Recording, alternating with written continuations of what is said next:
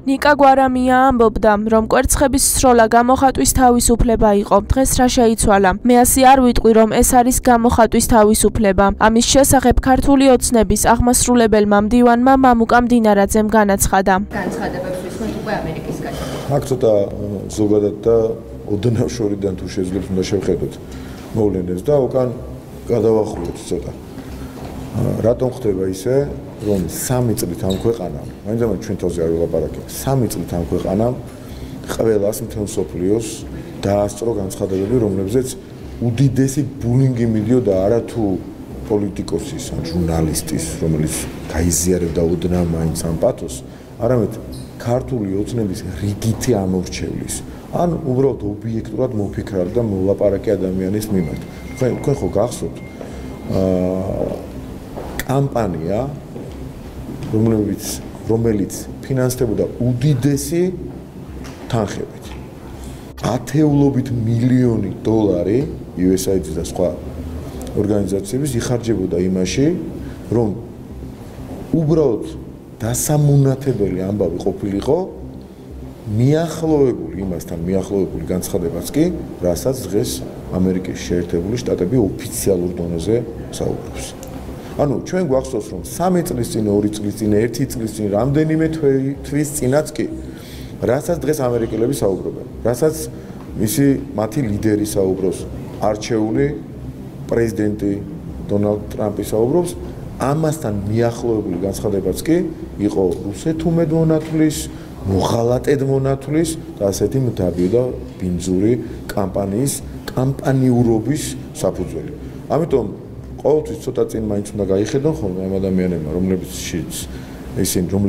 როგორც აქტორები ასეთ კამპანიებში იღებენ მონაწილეობას და მთავარია რა იცით, სიმართლე თავის კალაპოტს ყოველთვის პოულობს. რაც არ უნდა კამპანია დაალაგო და შეფუთო, არ არსებობს რომ სიმართლემ თავისი გზა და კვალი არ იპოვნოს.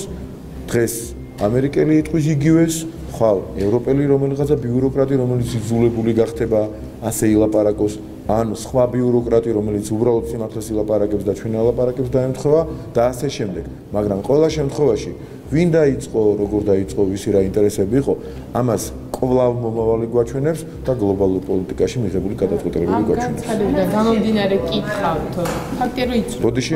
არა, იმ ნაწილში არა რომ მან დაიწყო თუ ამან დაიწყო. არა. არა. მაშინ ის დადასტურებას რომ პოზიციები სწორი იყო. ერთი წამით. თქვენ რომ ჩვენ შვილებს თელ საქართველოს მაქვს საუბარი ტყვიისთვის და სიკვდილისთვის იმეტებდით და ჩვენ რომ ეს არ გავაკეთეთ და ამ კამპანიაში იღებდით როგორც რიგითი აქტორები მონაწილეობას, აქ ემთხვევა ჩვენი პოზიციები ერთი.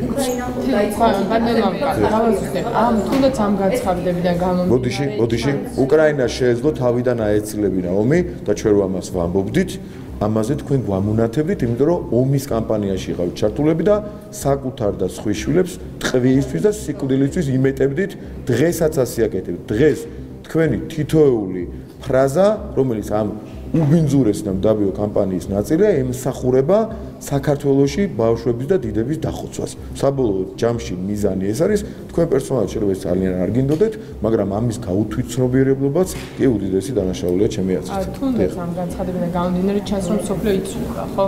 სოფლიო დღის წესრიგი და სოფლიო რეალობა, სად არის ახლა საქართველო, რას ელოდებით ამ პროცესებისგან, იგი ოპოზიცია ისე ქუჩაში დგას, პროცესები იცვლება იქ, რა მოლოდინი უნდა კონცენტრირდეს. მთელი ამ პერიოდის განმავლობაში თქვენ ამბობთ, რომ იყო ზეწოლა ევროპული ქვეყნებიდან, დასავლეთიდან და სამშვიდობოს უნდა გასულიყო ქვეყანა. აი ახლა უკვე რა მოლოდინი გაქვთ თქვენ? უდიდესი შეცდომა იქნება ალბათ კონკრეტული პროგნოზების გაკეთება. და თქმა იმისა, რომ რაღაცას გადაინაწილებენ, როგორც ეს ხდება ხოლმე სამოქალაქო საყოფა ცხოვრების დონეზეც კი, ხშირად ჩვენ მოგვისმენია ესე საუბრები, მაგრამ ამ საუბრების დონეზე არ რჩება დიდი გადაწყვეტილებები და გლობალურ პოლიტიკაში დიდი აქტორები ასე ჭორის დონეზე არ იღებენ ხოლმე გადაწყვეტილებას, როგორც ამას ხშირად ჩვენი ოპონენტები გვთავაზობენ ხოლმე, იმიტომ რომ საჭიროა მოედნად გახადეს მათ მაგალითად ქართული ტელევიზიები კრიტიკულ მედიას რო ეძახიან და სინამდვილეში აგენტურის მედიას წარმოადგენს. სინამდვილეში ხდება ძალიან დიდი გლობალური პროცესები, რომელშიც საქართველოს თავისი ადგილი, თავისი დამოუკიდებლობის მაღალი ხარისხის ფონზე იპოვნა. ეს არის მთავარი. როგორი მიმართულებითაც არ უნდა განვითარდეს მოვლენები, გადარჩენის ერთადერთი გზა არის ის, რომ შენ დამოუკიდებლობის სუვერენიტეტის ხარისხი იმდენად გააძლიერო, რომ ვერავინ ამ დიდ მოლაპარაკებებში, გადაწყვეტილებებში ამ დროს შენს გარეშე ვერ შეძლოს გადაწყვეტილების მიღება. დღეს რა გამოწვევების წინაშე დგას? ევროპული ბიუროკრატიაც კი და თავად ევროპა და ევროკავშირი, რომ კეთდება განცხადებები, წარმოიდგინეთ, რომ ამ საკითხში, მაგალითად, უკრაინის ომთან დაკავშირებულ საკითხში იქნებ უკრაინას იყოს ჩართული. ანუ სახვეწარი რა გაუხდათ სამწუხაროდ ნახეთ, რომ უკრაინამ იქნება მონაწილეობა მიიღოს იმ გადაწყვეტილებაში და იმ გადაწყვეტილების მიღებაში, რომელიც შეეხება უკრაინას. ახლა დადგა ეს საკითხი დღის წესრიგში, ხო? რამდენი ხნის წინ საუბრობდით ჩვენ იმას, რომ საქართველოში გადაწყვეტილებები ვერ მიიღება ქართველების გარეშე.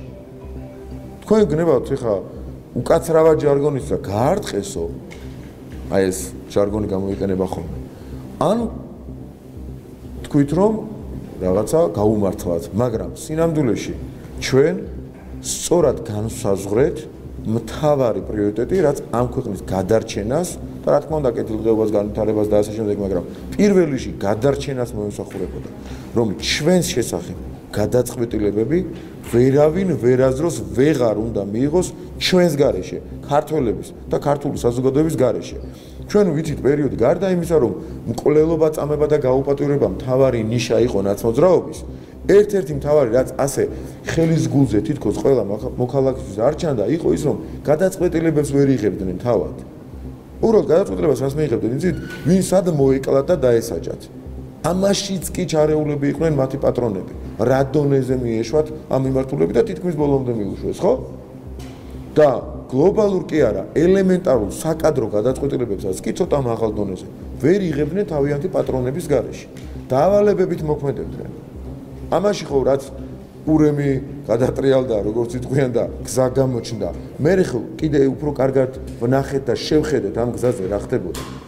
რომ ისინი იყვნენ აბსოლუტურად დამოკიდებულები თავიანთ შემკვეთებზე, პატრონებზე, დამფინანსებლებზე და წარმოადგენენ აგენტურა, რომელსაც არ შესწევდა ძალა შეწინააღმდეგებოდა პატრონს რაღაცაში. და დღეს ჩვენი გადარჩენის მთავარი გასაღები, რეცეპტი, რაც გნებავთ დავარქვათ, არის საქართველოს დამოუკიდებლობის ის ხარისხი, რაც გვაქვს და ჩვენ ვემსახურებით ყველანი ამ დამოუკიდებლობის და სუვერენიტეტის ხარისხის გაძლიერებას იმისათვის, რომ საქართველო მასთან დაკავშირებულ გადაწყვეტილებებში იყოს მთავარი აქტორი.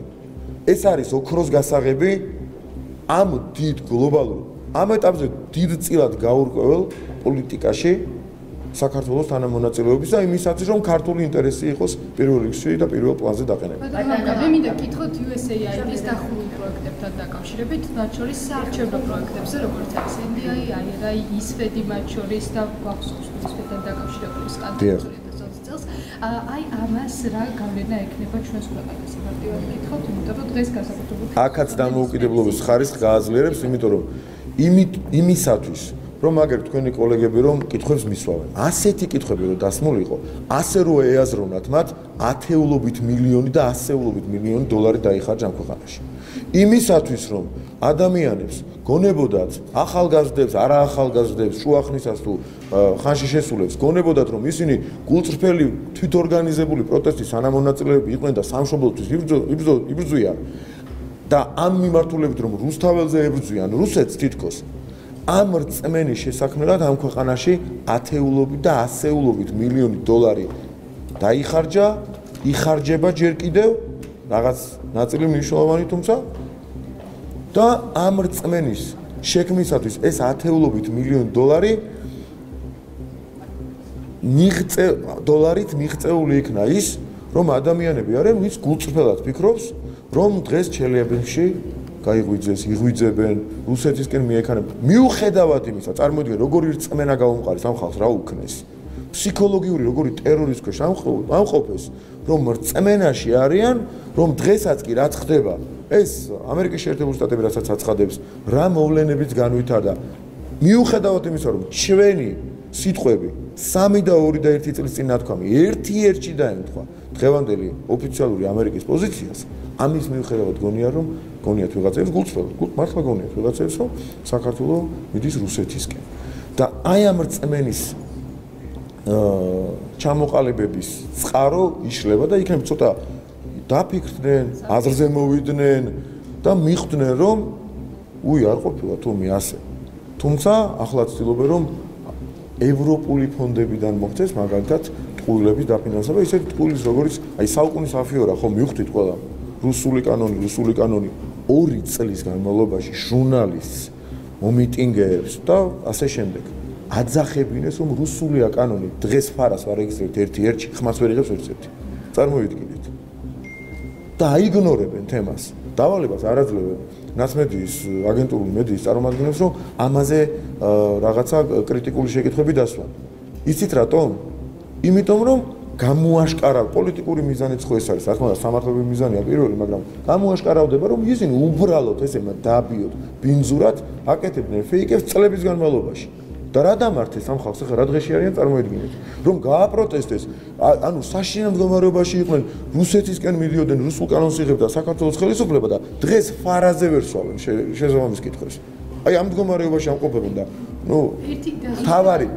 თავარი ის არის, აი დავასრულებ ამით, თავარი ის არის, რომ ეს ფონდები და ამ ფონდების დახურვა ნიშნავს იმას, რომ თავად დაფინანსების წყარო საიდანაც მოდიოდა იმ ქვეყანაში ხალხმა მიიღო გადაწყვეტილება, რომ მავნებლობაში აღარ დაიხარჯოს და ამ ხალხის გაგიჟებაში აღარ დაიხარჯოს მსგავსი რაოდენობის თანხები, ან საერთოდ აღარ დაიხარჯოს. ისვედის შემოქმედება ხო გვახსოვთ 2020 წელს უბრალოდ პარალელური ხმის დაცვის მონაცემები გააყალბა. ამაში მიიღეს 10,000-ობით და 100,000-ობით დოლარი, შეიძლება მილიონობითაც, რომ ნაცვლად არჩევნებისა გაყალბებულიყო პარალელური ხმის დათვლის მონაცემები. მეტი რა უნდა გკადრონ, რომ მიხვდე რაშია საქმე. მაგრამ ამ კადრების მიუხედავად იმის მერე 4 წელია, თითქმის 5 წელია გასული, მე 5 წელია აგერ და მაინც არსებობენ ადამიანები, რომლებსაც ისვედის უფრო ჯერათ, ვიდრე მაგალითად საკუთარი ქვეყნის ხელისუფლება. ცოტა საუბრობთ დამოუკიდებლობის და სუვერენიტეტის მნიშვნელობაზე. ჩვენ ნახეთ ტრამპის განცხადებები, რომელიც არ არის უკვე დაკავშირებული, მხოლოდ ნახეთ მისი გადაწყვეტილებები ფაქტობრივად ინაუგურაციის დასრულებისთანავე გაარეთ ჩარევებზე. ერთია პროცესი, რომელიც შტატებში მიმდინარეობს, რომელსაც შეიძლება გარკვეული გავლენა ექნება საქართველოს და მეორეა, რას აკეთებს ქვეყანა იმისთვის, რომ ეს გაარეთ ჩარევები მინიმუმამდე იყოს დაყვანილი. ეს არის მხოლოდ საკანონმდებლო ცვლილებები, რომლის ინიციირებისთვისაც ემზადებით და გრანტების განაზღვრების მეორე მოსმენით თორმეშება. თუ რა არის თქვენი პასუხი აი ამ სოფო, ჩემი წინა ბრიფინგი და წინაც პრინციპში მეტწილად ემსახურებოდა ამ მიზნის აღსრულებას, რაც თქვენ მკითხეთ და რასაც ქვია, უცხოური გავლენის შესუსტება საქართველოს და საქართველოს დამოუკიდებლობის ხარისხის კიდევ უფრო გამტკიცება და სუვერენიტეტის ხარისხის კიდევ უფრო გამტკიცება. ფარას კანონის ერთ-ერთში გადმოწერა ინგლისურიდან ქართულად. მათ შორის მედიის კანონზე მუშაობა, შემდეგ დაინიცირება, რომელიც უახლოეს დღეებში იქნება და შემდეგ მისი საბოლოო სახის, ანუ კანონის სახის მიცემა, ამას ემსახურება, რომ fake news-ებისგან დავიცვათ ჩვენი საზოგადოება. და სხვა კანონები, მათ შორის ასევე მახსენდება ერთ-ერთი პირველი ის, რომ სავალდებულობა მოიხსნას NGO სექტორის წარმომადგენლების გადაწყვეტილების მიღების პროცესში მათი მონაწილეობისა და მსგავსი საკითხები გაგრძელდება გამოწვევების პარალელურად. ჩვენ ძალიან კარგ საქმეს გვიკეთებენ ნაცმოძრაობის მედიის წარმომადგენლებით და NGO სექტორის წარმომადგენლებიც, მათ შორის მომიტინგები, რომლებიც ყოველდღიურად გვაძლევენ ნიშანს, რა უნდა გამორიცხოს სახელმწიფომ, რომ მისი დამოუკიდებლობის ხარისხი გაიზარდოს.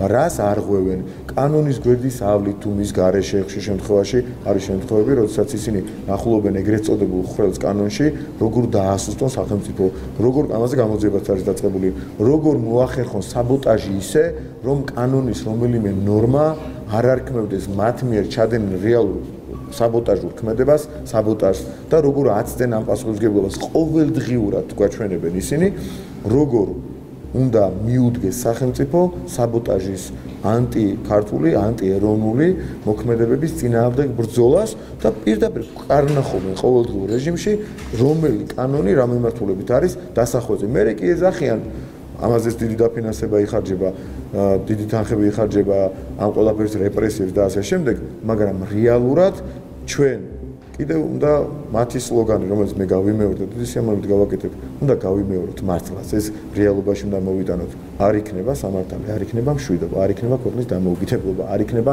სუვერენიტეტი, არ იქნება ეროვნული ინტერესების გატარება. უნდა იყოს სამართლიანი კანონები, უნდა იყოს სამართლიანი აღსრულება ამ კანონების და შესაბამისად თუ ეს ამავე დროს ემსახურება ეროვნულ ინტერესებს, ეს საბოლოო ჯამში დამოუკიდებლობის ხარისხს განამტკიცებს და აიძულებს ყველას, რომ საქართველოში ვერავინ გაიფიქროს, რომ ქართველების შესახებ მათ გარეშე მიიღონ გადაწყვეტილება. ჩამოთვალეთ წესით, ყველას ინტერესში უნდა შედიოდეს. თუმცა თქვენი ოპონენტები ამ კანონების გამო, მათ შორის ინიციატივების გამო სწავლად გაკრიტიკებენ, რატომ?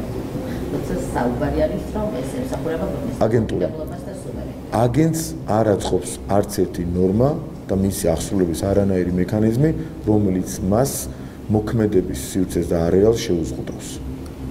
ეს არის მარტივი პასუხი და სულ ოდნავ ვცვლად შემიძლია ვთქვა, რომ საქართველოში მოქმედებს Deep State-ის აგენტურა და სამწუხაროდ Deep State-ის გავლენის ქვეშ მოქმედებენ ბიუროკრატიის, ევროპული ბიუროკრატიის წარმომადგენლები, ძალიან ბევრი წარმომადგენელი, რომელიც სინქრონში, ასე მათთან ერთად, მაგალითად, აი სალომე ზურაბიშვილის გავიხსენებდი მაგალითად, აი ეს ხალხი, რომელიც Deep State-ის გავლენის ქვეშ არის და მათ დავალებებს იღებს, ერთმანეთს ელაპარაკება და ამით იქნება საქართველოში ნიუსები. გუშინდელი ნიუსი მაგალითად Deep State-მა, ან პოლონური ამბავი გახსოვთ ხომ, ცარიელი სკამი და რაღაც, რატომ უნდა მოვიდეს მე რომელიმე ადამიანი, ახლა ვეგაქცენ პასუხს წინასწარ, არ არის პრობლემა. რომელიმე ადამიანი ნაცმოძრაობის ტელევიზიიდან უნდა იყოს ცარიელი სკამი, რას ნიშნავდა ეგ. და რეალურად რასთან გვაქვს საქმე? ეს არის დალაგებული, მავნებლური საქართველოსთან მიმართებაში, ვიღაცას თავისი ეროვნული ინტერესიდან შეიძლება კარგი გონია ეს. საქართველოსთან მიმართებაში Deep State და მისი აგენტურის მიერ დალაგებული სქემა და გეგმა იმისათვის, რომ დააზიანონ ქართული ინტერესები. იმისათვის, რომ ჩელიაბინსკში გაღვიძების რაღაც მდაბიო ბომჟური მესიჯი, გაბომჟებული, გაბირჟავიკებული, რასაც ქვია მესიჯი, კვლავ გახდეს აქტუალური, რომ გავიღვიძეთ ჩელიაბინსკში, ძაღლს არ უნდა არ იქნება იმაში, რა ქვია, საქართველოში საბაკად ასე სისულელები რო ილაპარაკონ, ამისათვის აკეთებენ ასეთ ქმნიან ასეთ ნიუსებს. და სინამდვილეში რა ხდება? სინამდვილეში ხდება ერთი მთავარი რამ. Deep State-მა რაც არ უნდა რთული დასაჯერებელი იყოს, წააგო საქართველოში არჩევნები. და ამ არჩევნებში მონაწილეობდნენ Deep State-ის ადგილობრივი გლობალური ომის პარტიის, Deep State-ის რაც გინდა დავარქვათ, ადგილობრივი აგენტურის წარმომადგენლები და მათ ზურგს უმაგრებდნენ და კიდევ უფრო ძლავრად ამაში მონაწილეობას იღებდნენ ჩვენს წინააღმდეგ საქართველოს და მისი უკვე არჩეული ხელისუფლების წინააღმდეგ ევრობიუროკრატიის წარმომადგენლები ამ დიდმა ჯგუფმა, ძალიან გავლენიანმა ჯგუფმა, დღევანდელ მსოფლიოში, ეს ოდნავ უსუსტება პოზიციები მართალია, მაგრამ ამ ჯგუფმა წააგო საქართველოში არჩევნები, ახლა აღარ იციან რა ქნან და ამ სისულელეებს დგავენ თავიანთი დღის წესრიგის თუ ფეიქების სახით. ტერეხელანდის განცხადებაზე უნდა კითხოთ. ზე? ტერეხელანდის განცხადებასთან დაკავშირებით. ტელევიზიის ბოდიში.